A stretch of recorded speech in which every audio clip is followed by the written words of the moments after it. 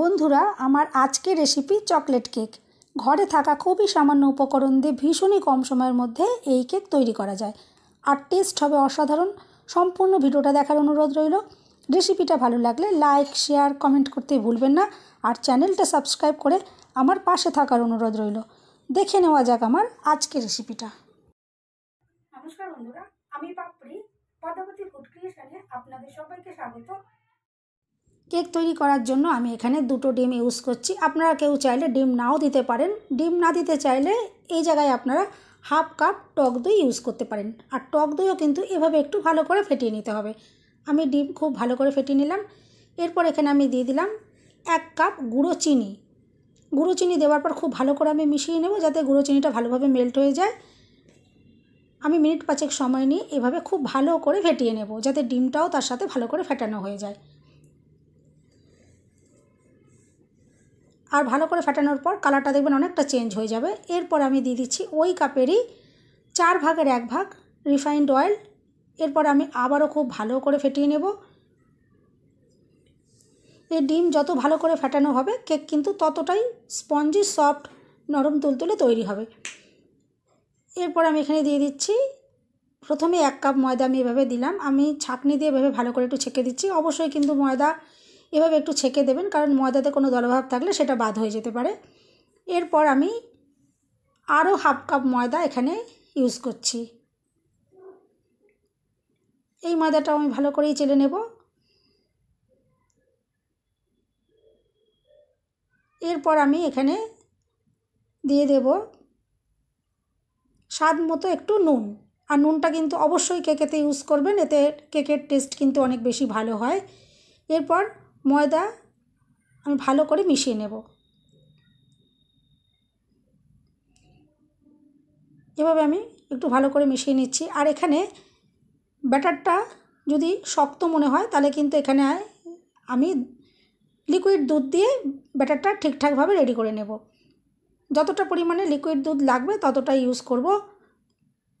এখানে লিকুইড দুধের কিন্তু কোনো মাপ নেই, যতটা প্রয়োজন পড়বে ব্যাটারটা রেডি করার জন্য ততটাই ইউজ করতে হবে। আর ব্যাটারটা আপনারা দেখে বুঝতেই পাচ্ছেন আমি কীরকম ধরনের একটা ব্যাটার রেডি করেছি। কেকের ব্যাটার কিন্তু খুব একটা গাঢ়ও নয়, আবার খুব একটা পাতলাও নয়, ঠিক এরকম একটা স্মুথ ব্যাটার রেডি করে নিতে হবে। এরপর আমি এখানে দিয়ে দিচ্ছি 2 চামচ কোকো পাউডার, আর দিয়ে দিচ্ছি 1 চামচ বেকিং পাউডার, আর হাফ চামচ বেকিং সোডা। এগুলোকেও আমি একটু চেলে দিচ্ছি, কারণ বেকিং সোডা একটু দলা দলা থেকে যায়, সেটা একটু চামচ দিয়ে আমি এভাবে একটুখানি মিশিয়ে দিলাম।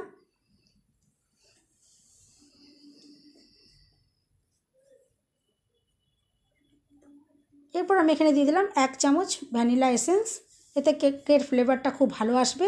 আর সামান্য পরিমাণে একটুখানি জল দিয়ে দিলাম, যাতে বেকিং পাউডার, বেকিং সোডা খুব ভালো করে অ্যাক্টিভ হয়ে যায়। এরপর ভালো করে আমি ব্যাটারটা আবারও মিশিয়ে নিচ্ছি। আর কেকের ব্যাটার সবসময় কিন্তু একই দিকে ঘোরাবেন, উল্টো পাল্টা করে এদিক ওদিক করে ঘোরাবেন না। এতে কেকটা কিন্তু পারফেক্টভাবে রেডি হবে একই দিক থেকে যদি ঘোরানো হয়। এরপরে আমি যে বাটিতে কেকটা করব সেই বাটিটা নিয়ে নিয়েছি। আর নর্মাল যে খাতার পাতা হয়, সেই সাদা পাতা আমি এভাবে গোল করে মাপ মতো করে কেটে নিয়েছি। আর দিয়ে দিলাম একটু রিফাইন্ড অয়েল।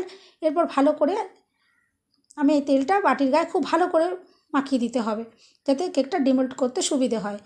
এরপর যে ব্যাটারটা রেডি করে রেখেছিলাম সেটা আমি একটু উঁচু থেকে এভাবে একটু ঢেলে দিচ্ছি। এভাবে সম্পূর্ণ ব্যাটারটা ঢেলে দেওয়ার পর বাটিটা ধরে একটু এভাবে একটু ঠুকে ঠুকে দিতে হবে, যাতে ভেতরে যে বাতাসটা থাকবে সেটা যাতে বেরিয়ে যেতে পারে। এরপর আমি গ্যাস জ্বালিয়ে একটা গামলিতে নুন দিয়ে দিয়েছি। আপনারা কিন্তু নুনের পরিবর্তে এখানে বালিও ইউজ করতে পারেন। আর একটা স্ট্যান্ড বসিয়ে দিয়েছি, আর ভালো করে আমি 5 মিনিট প্রিহিট করে নিয়েছি গামলিটা।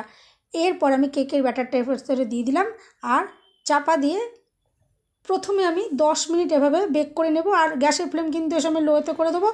আর যে ছিদ্রটা রয়েছে ঢাকনাটাতে, সেটাও আমি একটা কাগজ দিয়ে বন্ধ করে দিলাম। 10 মিনিট পর দেখুন কেকটা কতটা সুন্দর ফুলে উঠেছে। এরপর 10 মিনিট পর আমি একটুখানি কাজু আর চেরি দিয়ে আমি একটু ভালো করে কেকটাকে একটু ডেকোরেট করে দেবো, যাতে দেখতে সুন্দর লাগে। আমি এভাবে কাজুগুলোকে দিয়ে দিলাম, আর মাঝে আমি এরপর চেরিগুলোকে টুকরো করে কেটে রেখেছি, সেগুলো আমি এভাবে একটু দিয়ে দিচ্ছি। এতে দেখুন কেকটা কতটা সুন্দর দেখতে হয়ে যাচ্ছে।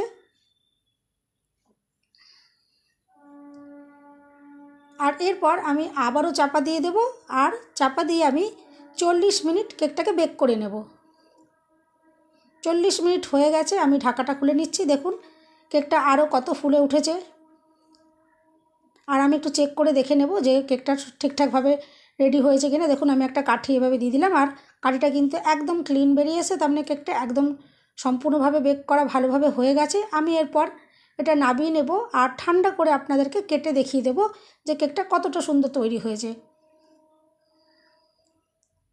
কেকটা এখন একদম সম্পূর্ণ ঠান্ডা হয়ে গেছে, আর কেকটা কতটা সুন্দর দেখতে লাগছে আমি এরপর কেকটা কেটে আপনাদেরকে দেখিয়ে দেবো যে কতটা সুন্দর লাগছে।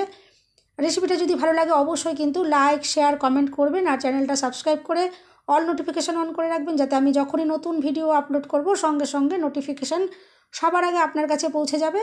এরপর কাটাটা দেখে আপনারা বুঝতেই পাচ্ছেন যে কতটা সফট হয়েছে, কতটা স্পঞ্জি, গাটা কতটা জালিদার আর কতটা সুন্দর হয়েছে। সবাই সুস্থ থাকবেন, ভালো থাকবেন। দেখা হবে নেক্সট ভিডিওতে। ভিডিওটা শেষ পর্যন্ত দেখার জন্য সবাইকে রইল অসংখ্য অসংখ্য ধন্যবাদ।